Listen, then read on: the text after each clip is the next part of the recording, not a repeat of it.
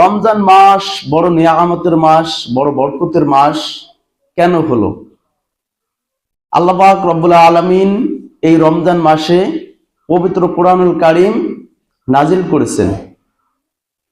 এই কোরআনুল কারীম আল্লাহ পাক রব্বুল আলামিন নাজিল করার কারণে এই মাসটা দামি হয়ে গিয়েছেন।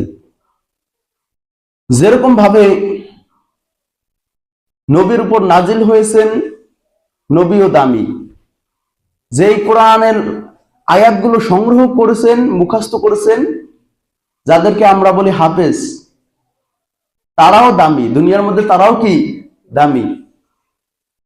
এবং যেই কোরআনুল কারীম লক্ষ লক্ষ কোটি কোটি টাকার কাঠ হোক না কেন, সেই কাঠকে কিন্তু মানুষ দাম দেয় না। যেরকম ভাবে একটা খাট বানাইছে দামি কাঠ দিয়া, সেগুন গাছ হয়তোবা সবচেয়ে দামি কাঠ, তো খাটের মধ্যে পাওয়ার লাগলে কি কেউ সালাম করে? করে না। সামান্য একটা কাঠ দিয়া একটা রেল বানাইছে কোরআনটা রাখার জন্য, সেই রেলটা যদি পায়ে লাগে ওইটাও কি সালাম করা হয়। হাজার হাজার টাকার পোশাক, আমদানি পোশাক, সেই পোশাকগুলো পরে মানুষ পায়ে লাগে, যেরকম পাঞ্জাবি পায়ে লাগলেও কি কেউ সালাম করে না। কিন্তু কোরআনের একটা গেলাপ, যেটার মধ্যে কোরআনটা ঢাকিয়ে রাখে, একটা গেলাপটাও কি পায়ে লাগলে সঙ্গে সঙ্গে সালাম করে। এমনকি একটা কাগজ, রাস্তা দিয়ে কতই তো জায়গা আমরা চলাফেরা করি, কাগজ কত কাগজেই তো পার তলে পড়ে, কেউ কি সালাম করে? উঠাইয়া সালাম করে না। কিন্তু কোরআনের একটা আয়াত লেখা দেখলে সেই আয়াতের অনুযায়ী কি করে? ওই কাগজটা উঠেও কি সালাম করে। কি কারণে করে? এইটা করে এই কারণেই যে এই কাগজের বিনিময়, এই কোরআনের বিনিময়ে কাগজটাকে সম্মান করা হয়।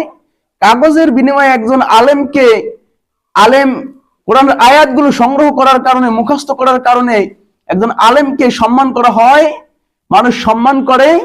দেখা যায়, এরকমও দেখা যায়, আগে দেখা যেত এখন একটু কম, সিগারেট খাইতেছে, এই মাত্র সবে মাত্র ধরাইছে, তো হুজুরকে দেখছে সঙ্গে সঙ্গে কি কি ফালাই দিছে। আর এখন তো হুজুরের সাথে সাথে হাঁটে আর খাইতে খাইতে যায়। তো এই কারণে সম্মান করে, কি কারণে? কোরআন সংরক্ষণ করার কারণে। এই পোশাকটা, কাপড়টা সালাম করে কি কারণে? কোরআন ঢাকিয়ে রাখা হয় এই কারণে। এই যে রেলটা অথবা এই যে কাগজটা করে কি কারণে? সম্মান করে কোরআনের বরকতে।